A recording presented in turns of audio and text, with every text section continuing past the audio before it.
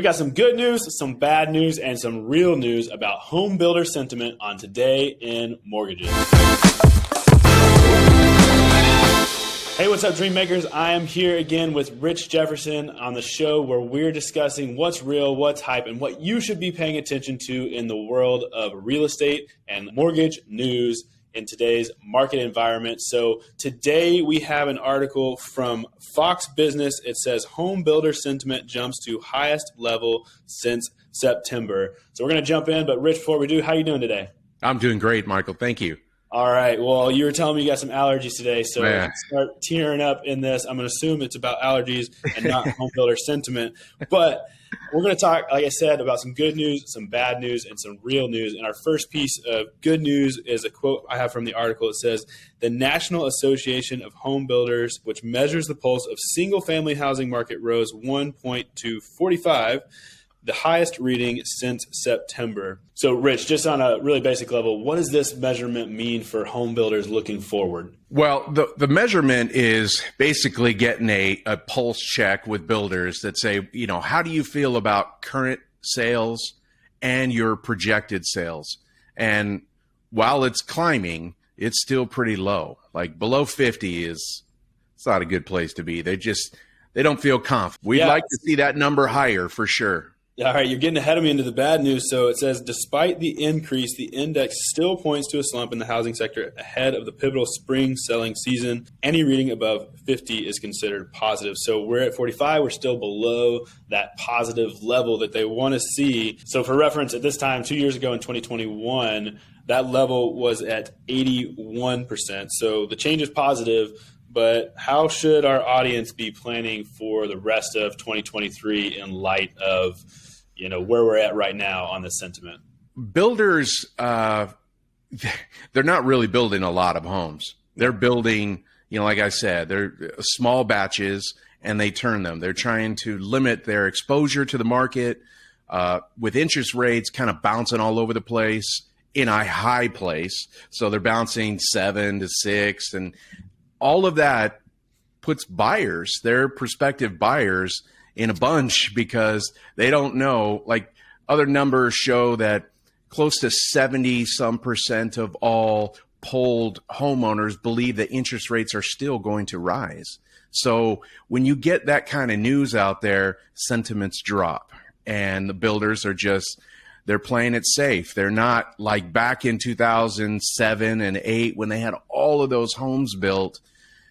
They got stuck with them. They don't want to get stuck with those homes again. So now they're just sprinkling them out slowly. And Rich, this isn't in our script, but you're talking about interest rates going up for home buyers. But I would assume that, most of these builders are probably not running a cash business. So they're borrowing money to build these homes too. So how does that play into it? Well, while the supply chain has kind of worked itself out, we're not seeing the high lumber costs, although they're still up.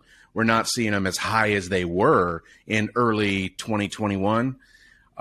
They've come down, but the cost to borrow funds, to pay their people, all of that's up. So they're really threading the needle here. Not a lot of profit to work with. And that's exactly what the Fed's been trying to do, raise interest rate, lower investment in businesses. And one of those businesses is home building, which trickles down and exacerbates what we're seeing here with housing starts. And so now I want to get into kind of what we've alluded to, which is the real news. I'm going to pull one more quote here. It says, a recent report from Realtor.com showed that the number of available homes on the market in March is down more than 50% from a typical amount before the pandemic began. Currently, 1/3 of housing inventory is new construction compared to historical norms of more than 10%. So, and really what I want to get at here is that the article mentions that we're coming to a spring buying season, but we're talking about building confidence here, which is forward looking, right? And so, meanwhile, new home build starts were down slightly in February to March of this year. And so, Rich, 2 questions. Will this report and current moods from home builders affect the spring home buying season that we're pretty much already in right now? Yes, it's going to. 1/3 of homes for sale are new construction. That's 15% higher than any other year. So, but the weird thing, I think that we're going to start seeing, this is a little off topic, but we're going to start seeing first-time landlords soon because they don't want to get rid of that interest rate, and rents are still up. While rents have fallen, they're still up prior to the pandemic compared to. And I see a lot of home buyers keeping their homes, the ones that can afford to, and that's a new revenue stream for them because their interest rate on those properties are so low. Well, and Rich, in that last question that I asked you, I said it was two parts, and I honestly expected a different answer from you because I know like we're talking about sentiment now, but I guess there's pre-sales and all that kind of stuff that you can get into for new home builders. Is that what you're talking about? Yeah. Yeah. Spec homes, and they're available now. That makes sense. Okay, cool. So that's where homes are being sold right now is new homes because, like you said, people are sitting on those old ones. So before we get into our final question and before we talk about the rating of this article, I just want to reach out to everyone who's listening or watching out there to let them know that we have a really great free resource that you can get a hold of. And if you're having trouble marketing yourself in this down market, we put together 5 ways that you can go out and improve your marketing to get in front of more buyers right now. So go check that out. It's at todayinmortgages.com/marketing. Again, that's todayinmortgages.com/marketing. It's completely free, and we want to help you guys out right now in this down market. So, Rich, before we get into our rating, I do have a final question. So in light of the inventory and demand problem, what does your gut tell you about volumes over the next 6 to 12 months? Well, they're going to increase.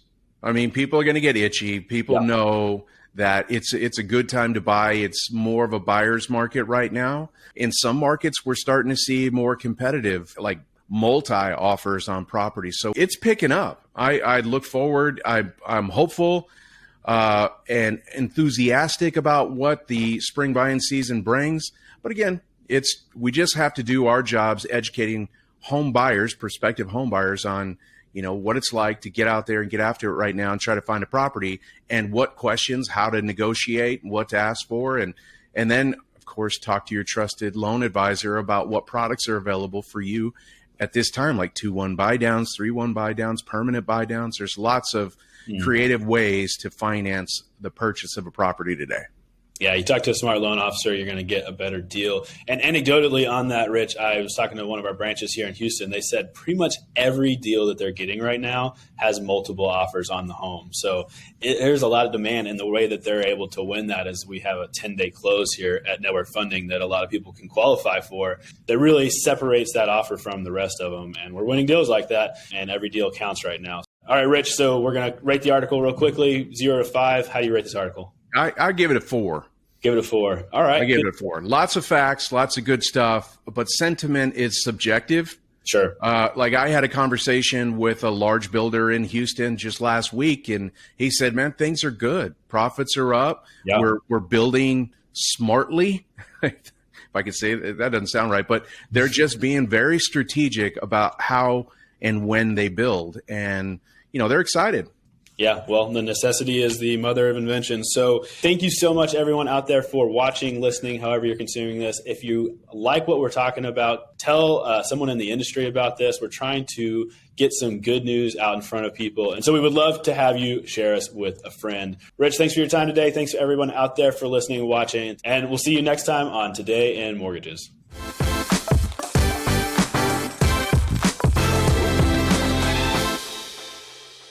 Today in Mortgages is produced by Network Funding LP, which is an equal housing lender, NMLS 2297. The content of this program is meant to be a commentary on mortgage and real estate news, and any discussion of rates and or products should not be taken as an individual mortgage or home buying advice or pricing estimates. And any commentary on this show should not be considered a promise to make a loan.